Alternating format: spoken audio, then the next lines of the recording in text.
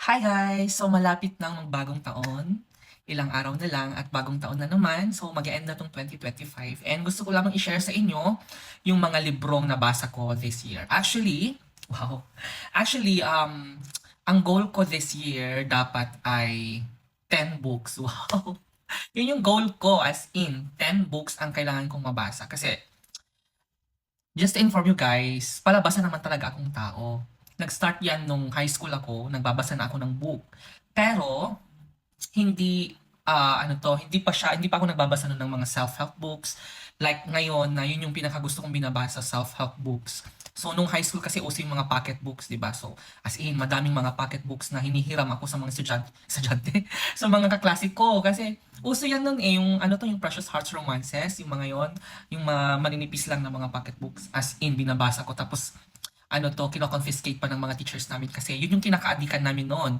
Doon ako nagkaroon ng hilig sa pagbabasa nung high school ako. And then, nung college na, nagbabasa pa rin naman ako noon, pero hindi na pocket books. Nag-iba na yung taste ko. At that time, working student ako at na-assign ako sa library department. So, kapag wala akong mga trabaho, like wala akong aayusing libro, ganun, walang mga estudyante na gumagamit ng library, so nagbabasa ako. So, binabasa ko yung mga gusto kong books dun sa library. So, ayun, nababasa pa rin naman ako. Tapos, nung nagturo na ako, nag-start na ako magturo. First 2 years ng aking, career as a teacher, hindi na ako makapagbasa. Mostly, wala na akong mga physical books, like ganito. Wala na akong mga physical books. Mamaya ko na-explain na. Na-explain ko lang para maintindihan niyo. Wala na akong mga physical books, wala na akong mga hard copy na mga books. Puro mga e-book na. Pero hindi na siya, hindi na mga, ayun, hindi na mga pocket books, ganun.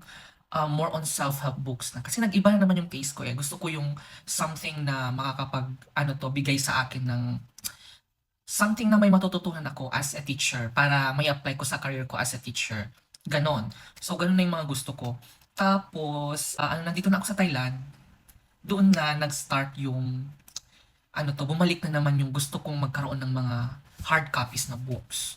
So, nag-start and then nagsulat na rin ako ng book ko, which is self-help books na favorite kong binabasa na genre ng books. And then, so ayun, this year, share ko na, this year, hindi ko na-reach yung goal ko kasi syempre nagiging busy na sa trabaho. Pero ngayon, dito sa university, medyo nagiging maluwag-luwag na. Unlike dun sa previous school ko na hindi ako makakonsentrate na makapagbasa. Kasi kapag gusto kong magbasa, gusto ko yung tahimik. Ganon.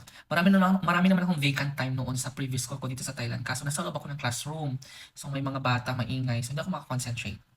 So ngayon, dito sa university, parang bumabalik na naman yung pagka-addict ko talaga sa mga hard copies books. Lalo na this year, yung goal ko na 10 books, hindi ko na-reach. Hindi ko na-reach kasi medyo naging busy ako. May mga pinagkakaabalahan ako na hindi ko pa pwedeng i-share sa inyo. Pero I'm so glad, I'm so blessed kasi may mga taong nabibigay sa akin ng mga books. Ito, self-help book is it. Self-help book ito, Atomic Habits. I know na familiar na kayo dito. At binigay ito sa akin, ginif ito sa akin ni Jensen. Thank you so much. And very nice. Napakaganda. 5 out of 5. Ayan, nabasa ko na yan. So, ito yung next na binasa ko. Okay naman siya. Pero parang hindi ko lang masyadong, hindi ko pa may apply. Oo. Hindi ko pa may apply yung mga natutunan ko dito. Pero maganda siya. Maganda siya. Pero wala pa rin tatalo dito. Maganda to. Maganda rin naman ito. Kaya kung gusto nyo basahin to, go, basahin nyo. And then, yung third na binasa ko na hindi ko natapos kasi hindi ko bet, ito, August. August ako nag-start kasi ito is Things to Do When You Turn 30.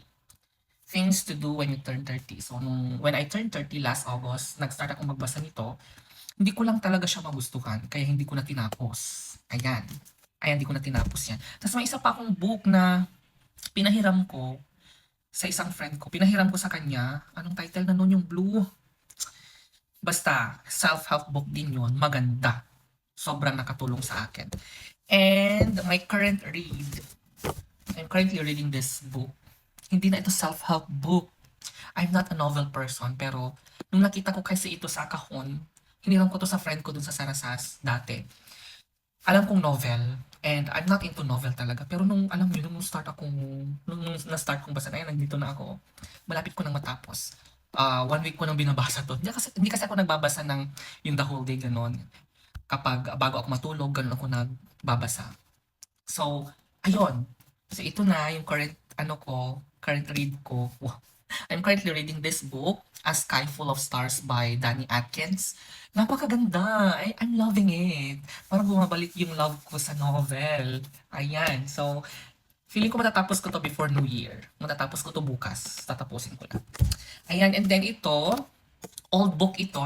Nabili ko lang sa nabili ko siya sa second-hand bookshop kung saan, kung saan ko nahanap or kung saan ako nagkaroon ng consignment sa bookshop. Ito yung book ko, Dear Younger Self. Ayan, pwede nyo akong i-PM kung gusto nyo ng copy. 150 baht lang naman ito.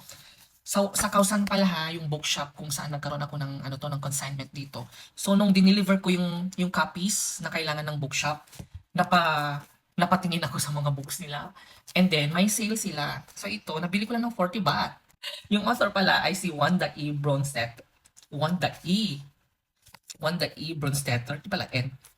Okay, so ito yung book na gusto kong basahin next by Wanda E. Bronstetter. I'm not really sure if I pronounce the surname correctly. Ang title is A Sister's Test.